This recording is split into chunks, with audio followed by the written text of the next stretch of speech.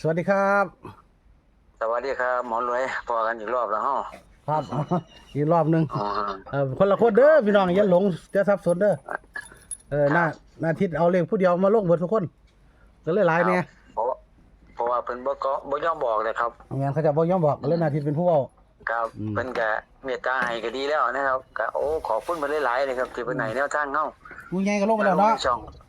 ครับผมผู้ใหญ่ไปแล้วครับหน้าเอ็มลงไปแล้วครัแล้วบก็เลขรถส้นท้ายเนาะของหน้าทิศมื้อนี้ครับผมก็ลงก็เลยกำลังลงให้ ครับผมแต่ว่าวันนี้เป็นของอันหน้าทิศเนาะที่ถามหายเด้อครับผมครับเป็นของนาซิดแล้วครับมื้อนี้อันหน้าทิศเนาะลงซาจังแน่น้อยแน่ขอโทษขออภัย FC หลายไปส่งหมอรวยมันเกิดอุบัติเหตุไปอยู่โรงพักก็3 ชั่วโมงจังได้มา4 ชั่วโมงแม่นแต่5 โมงเช้ามันยันบ่าย 2แม่ ตาเด้อจักเฮ็ดอิหยังหมู่ก็ได้เดี๋ยวก็รออิหยังก็รอประกันเออเดี๋ยวก็รอร้อยเวรอยู่หั่นโอ้ย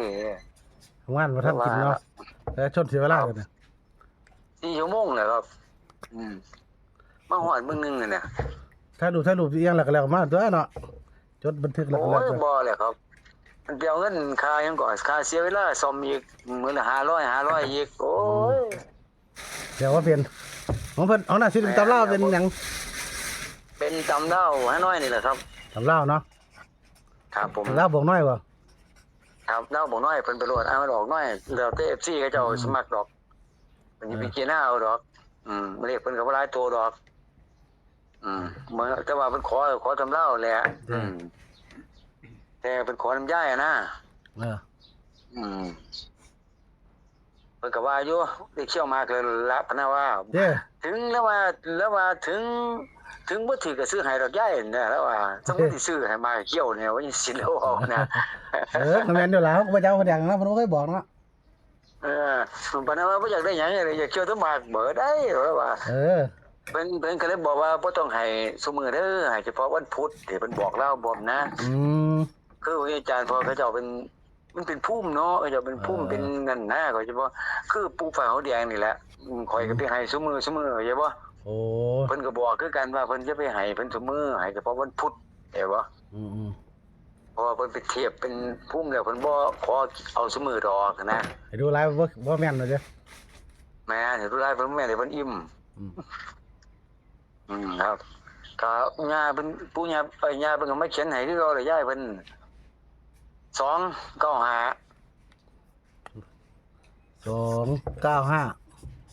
ครับอืม295เด้อเพิ่นบอกว่าจังซั่นนะว่ายายเพิ่นบอกนะ295เด้อครับฝัน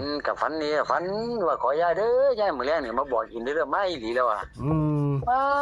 มาขอมาได้มาดีเด้อกันเนาะเอ้าเพิ่นก็อยากซอยเฮาจังซั่นนะเอว่าอขอยามใดได้มายามนั้นว่าว่าคันบ่ขอลองเบิ่งมื้ออื่นบ่ขอได้บ่แต่ว่าจังซี่บ่ได้แล้วเรียกเราดอกซุมื้อว่าเออแม่นข้อตัวยคล้ายๆว่าลองเบิ่งว่าบ่ขอให้แล้วสิมาให้บ่นะเราว่าเฮาก็อยากรู้แล้วบ่ฝันได้ซุมื้อซุเว้นจังซี่ดิอืมเอาคนมี เอา แนว เพิ่งเอาไปโหลดมานะครับครับ295อันนั้นสิเด้แม่น295เพิ่นว่าอืมเพิ่นได้เน้นตัวได้อาทิตย์95แล้วอืมมักก็แล้หาวบางทีเรียกของนชิตชอบไปหน้าดิคล้ายๆว่าเอาตัวหน้าแม่29มาดิจังซี่นะ 29เนาะ หลายเที่ยวดิแม่น2995นะครับแค่นั้นน่ะเลขเพิ่นก็หมอรวยดีกันตัวใดก็กันให้ FC เพิ่นเบิ่งนะครับหัวเก้าเป็น6ซะแล้ว แม่นครับ56ไปแหละครับอืม29ก็26ไปนั่นล่ะเนาะมี4คู่เท่านั้นแหละ แม่นยัน FC เพิ่นแม่นครับ บ่เห็นแม่นคันให้หลาย FC เพิ่นก็บ่มีทุนเล่นคือเฮาแหละเฮานักเรียนเฮาก็บางทีเลขหลายตัวก็บ่กล้าเล่นเอาเบิ่ง ไปซื้อตัวใด เอาเบิ่ง3ตัวหลักปานไหนมาล่ะ295เท่านั้นล่ะนะครับ ครับมักเลยแต่เรา นั่นแหละครับ2ตัวหลักครับผม ชื่อเฮาก็ตัดให้ซื่อกันให้ซื่อเนาะ ครับ เรียกบ่ได้หลายตัวเด้จริงๆมีแค่3ตัวเท่านั้น ครับเลข3ตัวแหละครับ295นะครับของเพิ่น295เฮาก็จับเอาเลข3ตัวแหละที่แต่ผู้เพิ่นฝันมันก็มัก95กับ29แหละครับ